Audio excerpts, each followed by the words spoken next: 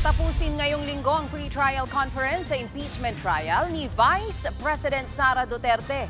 Ayon po kay Senate President Win Gatchalian, posible itong matapos ng Clerk of Court ngayong araw o kaya hanggang bukas. Samantala, ipinauubaya na raw ni Gatchalian sa Clerk of Court kung bubuksan ang box na naglalaman po ng tax record ng Vice Presidente.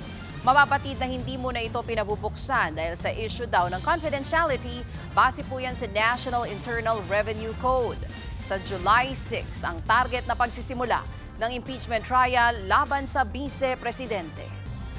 Tuloy-tuloy yung pre-trial. In fact, nagulat kami na libo-libo pala yung ebidensya na ipinesent ng both sides, the prosecution and defense. Pero tuloy-tuloy itong pre-trial para maging maayos yung pamamalakad at takbo ng trial proper. Mga kapatid, Nikki de Guzman po. Para sa pasada ng mga rumaratsyadang balita, mag-follow at mag-subscribe na sa social media pages ng News 5.